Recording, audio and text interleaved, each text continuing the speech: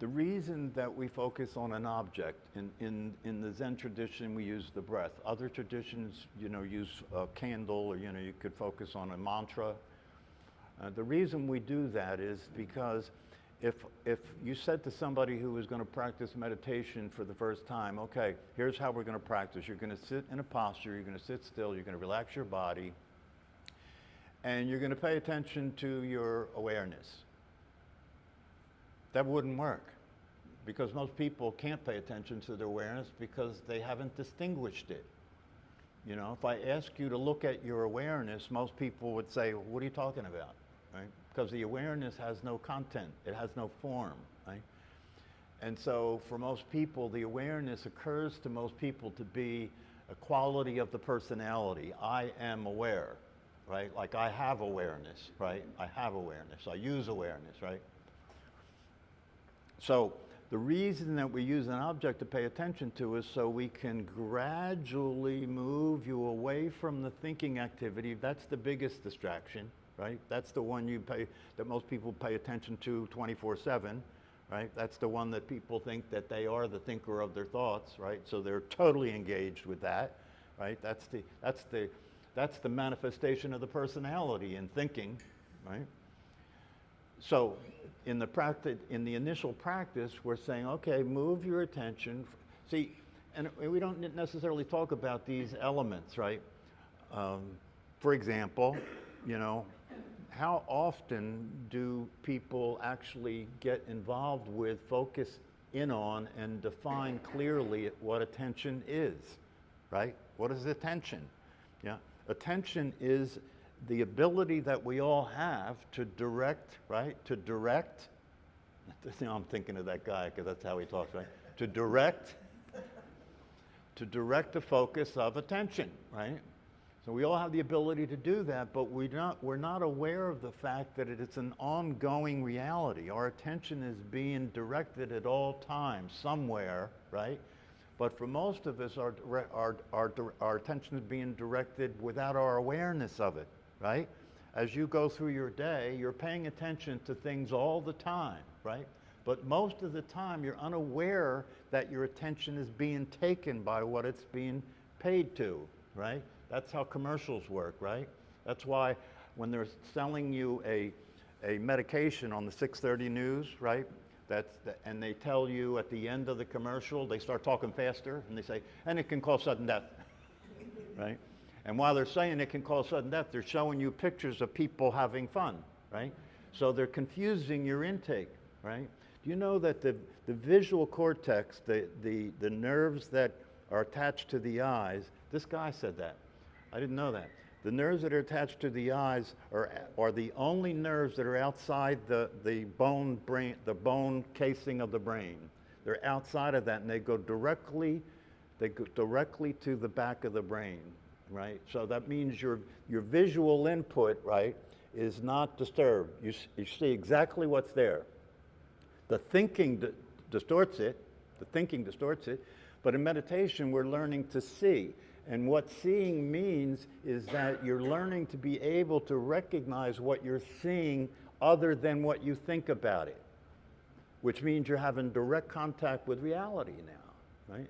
And you start realizing this is different. This is different than what I thought it was, right?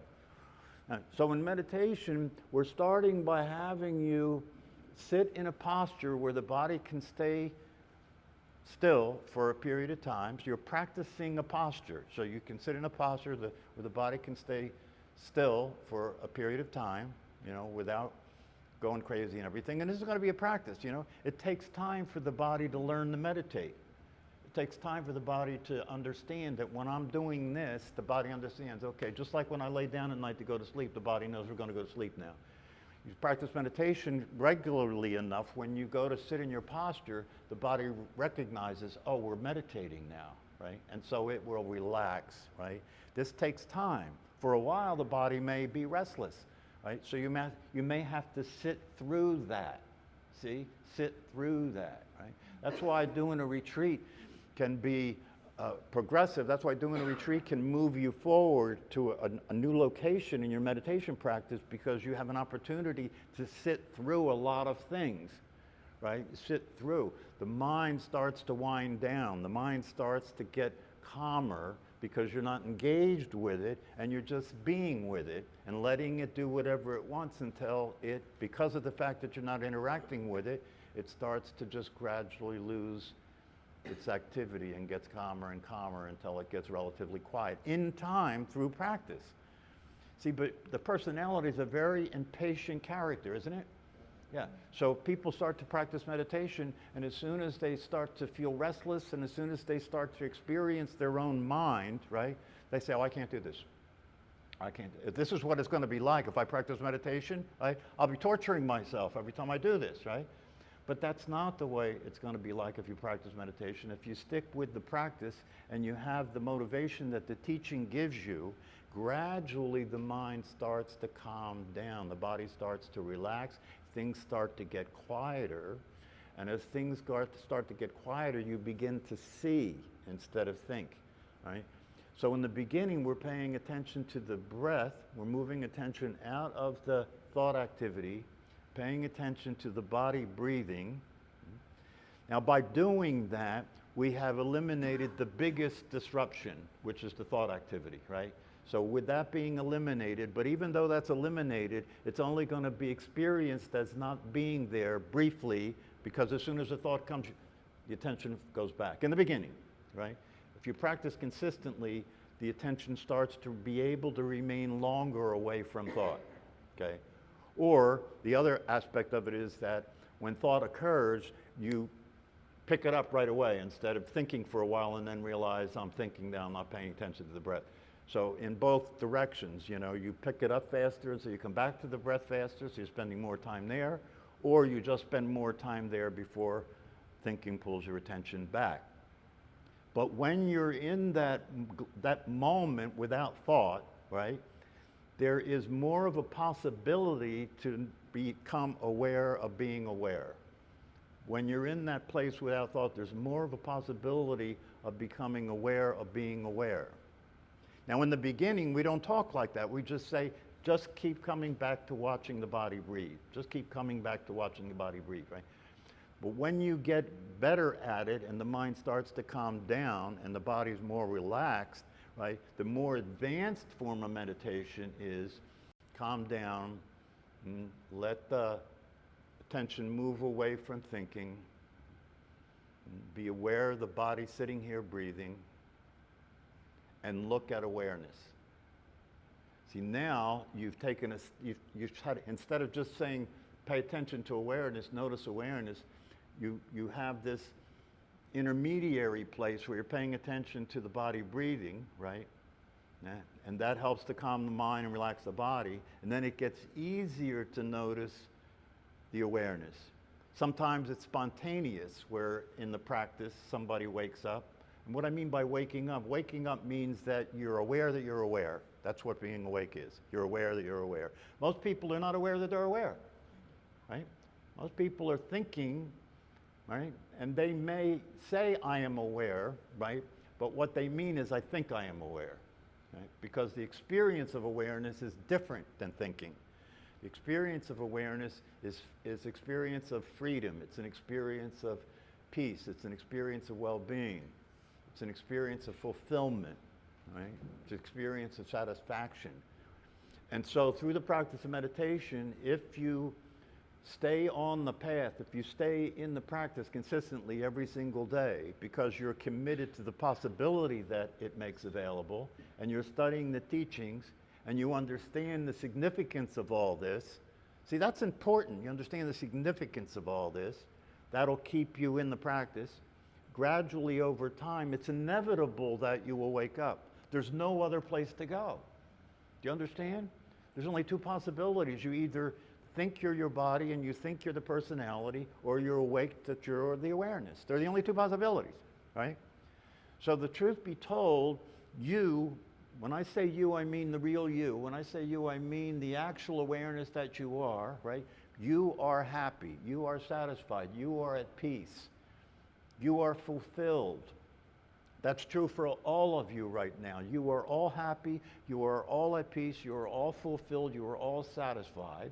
You are all free from suffering. right? Now, when I say that, the voice in your head will say, he must not mean me, right? Because that's not true from me. That's because who you think you are isn't who you really are. I'm talking about the real you when I say that. And who you think you are suffers. Who you think you are suffers because who you think you are can't experience the possibility of freedom. Who you think you are can't experience the possibility of well-being because who you think you are only exists as a thinking activity. It doesn't have awareness. Yeah, the personality is not alive. The personality is not actual. The personality is not real. That's why people pursue happiness, because you can't experience it as a personality. So you're pursuing it, but the pursuit of happiness is a failed operation. It can't succeed, because the problem with experiencing happiness isn't that you don't have it and you can get it. No, it's that you don't have it and you can't get it in the form of a personality. So the practice of meditation is to practice gradually coming out of the mistake, coming out of who you take yourself to be, and allowing yourself to discover what's actually the truth about what you are. And when you discover that, it's called a glimpse of the truth.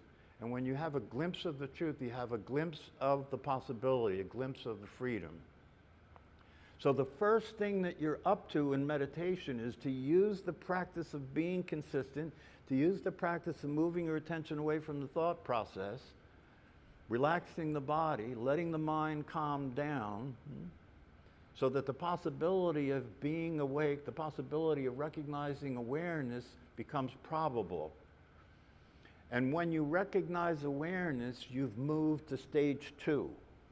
When you've recognized awareness, the next thing is, okay, now as you go through your day, check and see if that awareness you've recognized is there. Keep checking, is it there? You know, keep checking, is it there when you're working, when you're driving your car, when you're talking to somebody? Keep checking to see if the awareness is there. Why? So you can have certainty that it's never not there. You can have certainty that not only is it never not there, but you can have certainty that you are that which is consistent and is never not there. You are that. Right? And the purpose of realizing it and experiencing yourself as that is so you can get out of the condition in which suffering is occurring. Right? And the condition in which suffering is occurring is the condition in which you think you're something that you're not. You're identified with the physical body, you're identified with the personality, you're identified with your conditioning. Right? And this results in suffering, right? Because you're living in time and space, right? You have desires, right? In other words, you want things, right? You want things to be the way you want them to be, and you get upset when they're not that way. That's called suffering, okay? So the practice of meditation and the realization of your true nature is not, now watch, this is important. It's not to try and change things. This is the big pitfall that people make. They think, oh, I want to wake up so I can change things. I want to wake up so I can avoid getting cancer. I want to wake up so I can change being depressed. I want to wake up so I can change feeling anxious. You know, I want to wake up so I can change how much money I make, right? That's the way the personality interprets all this stuff. But that's not what the purpose of this is. The purpose of this waking up is so that you can experience the freedom of not being part of the content of your experience. The freedom of not being part of the content of your experience. So that doesn't mean that you're going to have control over what happens. You do. Part of the teaching and part of the awake state is the recognition and the realization that you have no control over what happens. You don't, you know, that's why they say, thy will be done. That's the source of what's happening, not you, right? The cause and effect reality that's determining everything that's manifesting in the universe all the time is the source of what's happening, not you, and it never will be you. So this is not about getting control or changing things or avoiding things. It's not about any of that, right? This is about experiencing the fact that the awareness that you are is not affected by what's happening. It's like space. The space in this room is not affected by the fact that we're here or not here or whatever happens in this room. Awareness is exactly the same way. My teacher said that when he was having renal failure and he was dying, his body was literally dying, right? He had tears of joy, right? Because he wasn't being affected by that circumstance. He had tears of joy because he succeeded in being free from suffering. He wasn't affected by that circumstance, right? And when you wake up, one of the things that happens is the outer and the inner stop happening. The subject and the object stops happening. For the most people, the world's out there, all the rest of humanity is out there, and I'm in here, right? I'm in here with my thoughts and my feelings and my sensations in my body, right? When you wake up, right, instead of you're being in here and the world out there, you're behind the whole thing now. Everything is a circumstance, and you're nothing. Everything is a circumstance, and you're the space for the circumstance to occur, right?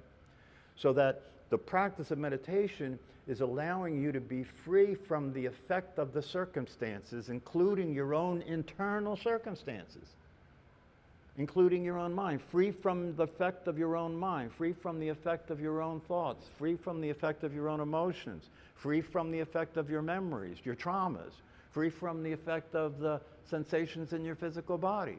They'll still happen, and physical pain is still physical pain, right? But there's no suffering because the awareness of the physical pain is not suffering. The experience of the physical pain is painful, right? But physical pain and then resistance to that pain and not wanting that pain and thinking this pain is wrong and shouldn't be happening, that's suffering, right? And when you're in the state of awareness and when you're in the natural state, right, that's just how it is. That's just how it is. You know, when you start to practice meditation, you get further along in this practice, right? You start to notice shit happens that doesn't bother you that used to really make you crazy. Shit happens that doesn't bother you that used to really make you crazy. And you used to react to it. You used to get involved with your insanity and express it, right? And cause other people to suffer and cause yourself to suffer, right? And create unworkability in your life, right? Because of your ineffective way of living, right? So meditation is a significant practice. It has a very important place in your life because if you practice it consistently, what you want more than anything else becomes available. What is it that you want more than anything else? Take a look. Very important thing. Take a look. What do you want more than anything else? If you think it's money, it's only money because of what money you think can buy you, right? Yeah. The pursuit of happiness is associated with money because people think if I get the money, I can get what I want, and having what I want makes me happy. The problem with that, and it's not that hard to see if you look at it, right, is it's a never-ending process. Have you ever gotten something that you wanted and from that point on you were content? Have you? Have you ever gotten something you wanted and from that point on you were content? No. So wake up. If that's the case, why do you want to keep playing that game? You can't win that game. It's an impossible game to win. So getting what you want is not the answer, you know? Being what you are is the answer.